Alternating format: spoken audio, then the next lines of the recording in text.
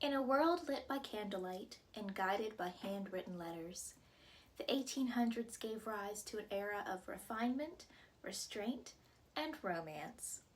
But what made a man a true gentleman in that time? Think of the heroes we still adore today. Mr. Darcy, with his quiet transformation from proud reserve to heartfelt humility. Captain Wentworth, whose steadiness and enduring love speak louder than grand gestures. Or Mr. Knightley, whose wisdom and gentle correction come not from pride, but from genuine care. These were Jane Austen's gentlemen, not just well-dressed, but well-formed, men whose character mattered more than their fortune, whose strength lay in integrity, not bravado, and whose courtesy, constancy, and quiet devotion still stirs hearts centuries later. Let's step back in time and explore the signs that set a real gentleman apart in the 1800s.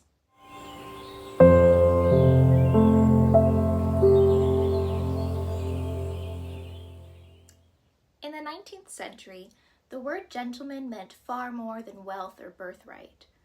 While the term originally referred to a man of noble lineage, by the 1800s it had evolved into something deeper, a reflection of character rather than just class. A gentleman was expected to be honorable, educated, and morally upright.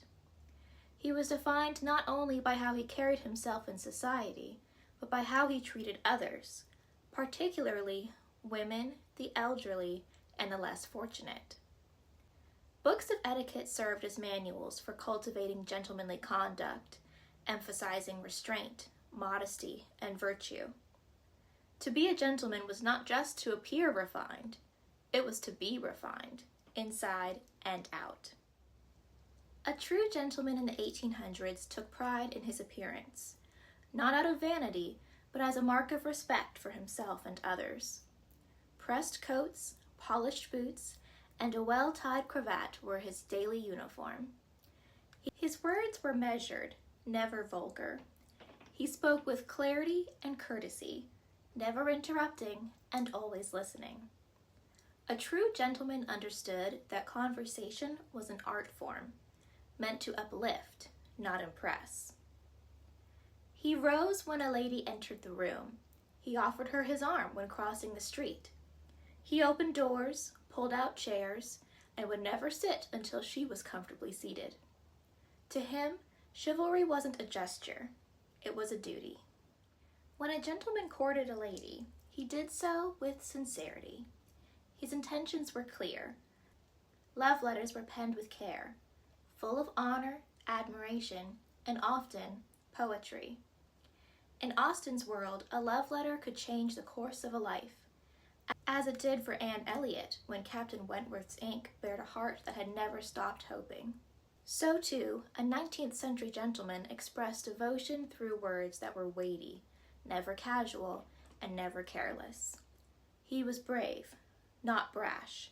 He stood for what was right, even when it was unpopular. Like Mr. Darcy, who righted a wrong not for praise, but for love, and for what was just.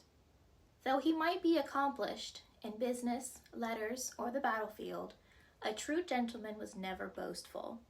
He treated his servants with kindness and strangers with respect. He did not demand admiration, but earned it by the way he carried himself when no one was watching. To be a gentleman in the 1800s was more than good manners or fine clothing. As Jane Austen showed us, the finest men are not those who demand our attention, but those whose goodness we slowly discover and quietly, profoundly admire. Being a gentleman was a daily practice of discipline, dignity, and deep respect for others.